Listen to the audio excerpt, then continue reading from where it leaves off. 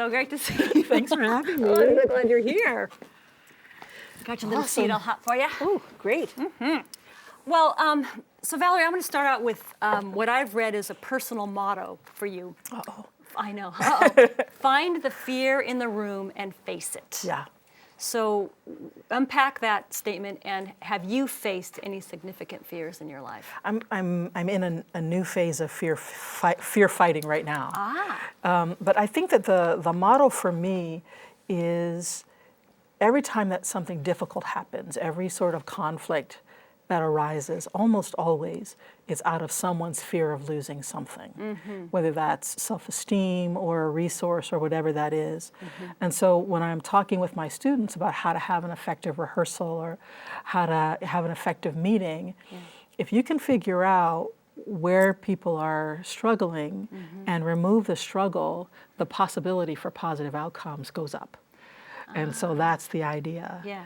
And I think for me, I've just taken on a new position as the head of performance at UW. At the UW, big deal. And congratulations.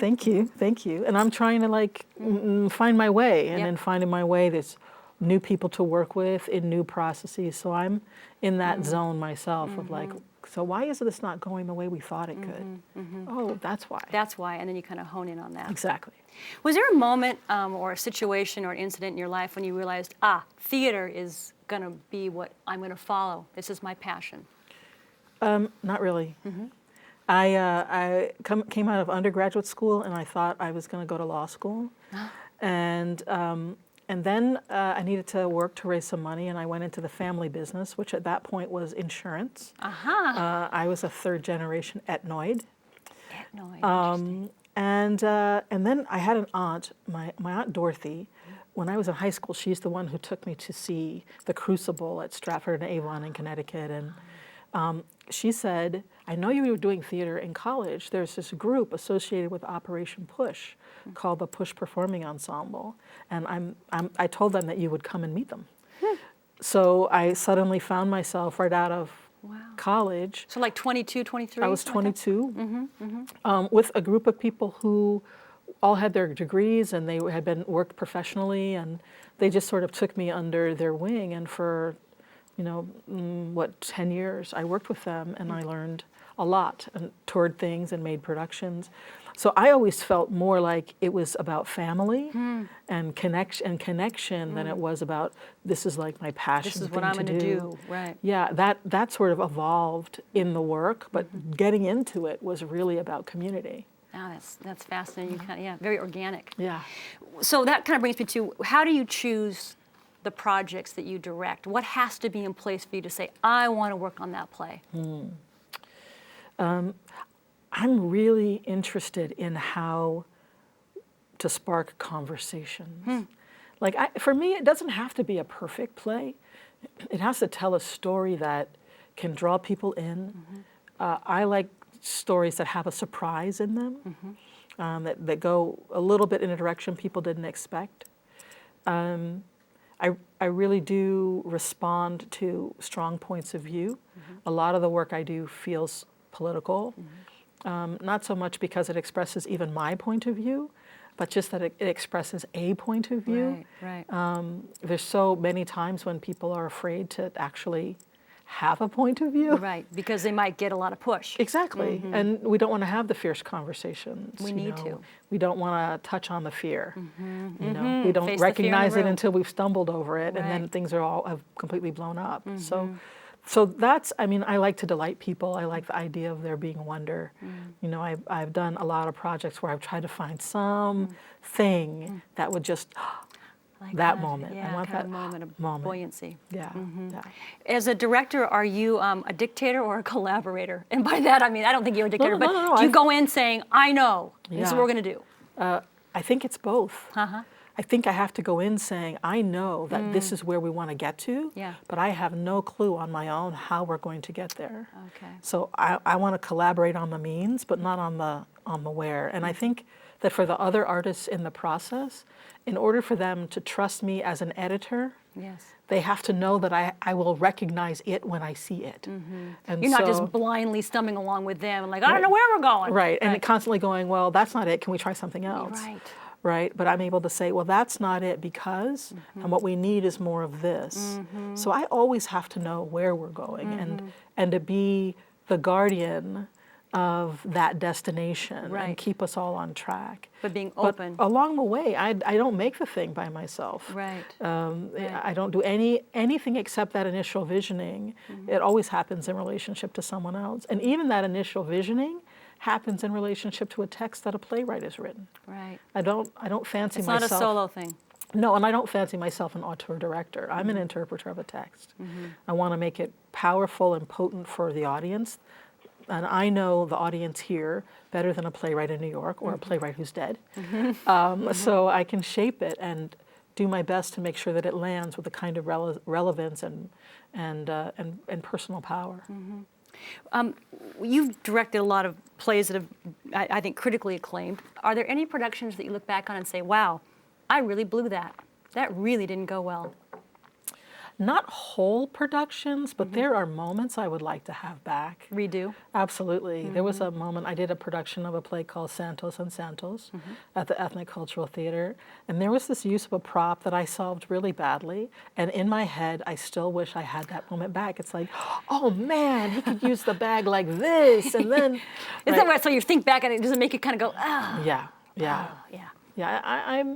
I'm very proud of the work that I do, and it's not always perfect, but I do my best to make sure that we can have that conversation at the end, that I haven't, mucked it up so much that the coffee conversation that two audience members want to have after the play is impossible. Or all it is like, wow, that was bad. Exactly. I don't want it to be about so much what I did, but more about the ideas in the play. And if I can get that done, then I'm pretty satisfied.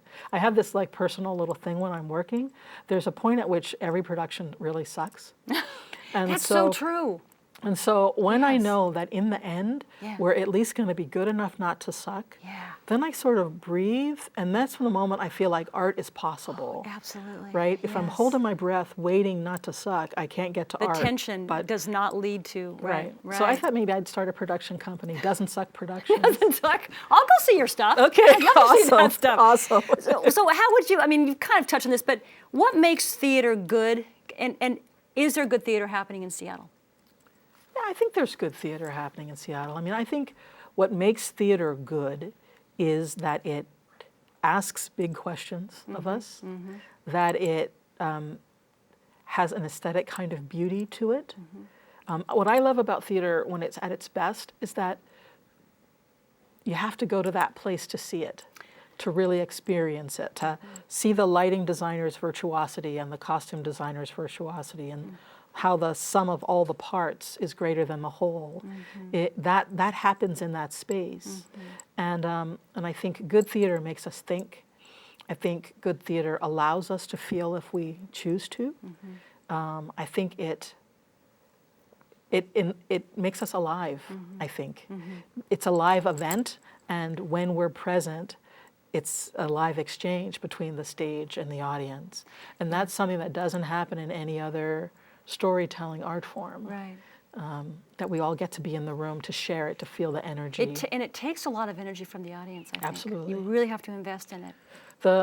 When I directed All My Sons for the Entenmanns. I saw that the last production before they went down and came back again. Yes. Right. It was a great production. Well, thank you. But there was a moment watching, I usually can't watch, but there was a moment watching when I could feel the audience all sort of move into it, leaning forward, and then the big surprise happens, the gunshot fires, and everybody went back. That moment of this entire room leaning forward, theater can do that. I don't know that a movie can do that or a TV show can do that, but the live thing of the performers there drawing you in as audience, it's pretty spectacular. It's super powerful when it all lines up, man. It is a real punch. Absolutely. It is. So you were part of Entenmanns Resurgence last summer. Yes. And is Entenmann back? Are they going to be able to make it? And are they coming back next summer? The last word I heard is yes. to next summer. Next summer, another festival of plays, kind of in rep again, like 4 plays in rep. Yes, yeah. And they're starting to open up and talk a little bit more about what's happening. But overall, I think that they accomplished a couple of really important goals. Number one, they came back. They came back. They found the which money. Is amazing. They found an audience for their work, and they started to build this bridge between the audience that they had before and the audience for this new format. Yes. And those things were important, and I think laid the foundation for what will come next. And are you going to be part of that? I think you might want to just keep your ears to the drum. Ears open, for a eyes little open. while longer. Yeah, for a little while longer. And I know that you're working on the Hansberry project, and you got a lot of things going on. What's the next thing with the Hansberry? Hansberry Project is doing a co-production with CD Forum and Theater Off Jackson of a solo performance piece with music called Wanted, by Shantina Vernon, and it's sort of delightful. It's a story of a young child who takes to forgery at 10 years old and gets herself in lots of trouble trying to write checks to get to the big dream. That can lead good or bad, or who knows? Maybe it's a mix. Yeah, well, it's based on a true story. Oh, so, it is. Oh, good. Well, life is always, truth is always better than fiction. Absolutely. You know what I'm saying? Absolutely. Well, thank you so much. And stay tuned. 2 very funny guys coming up. Lovely to see you. Thank and you. And you can totally take in that. I might do that. I want to get one of these lovely, is it Those little grapes. Olives? I think they're grapes.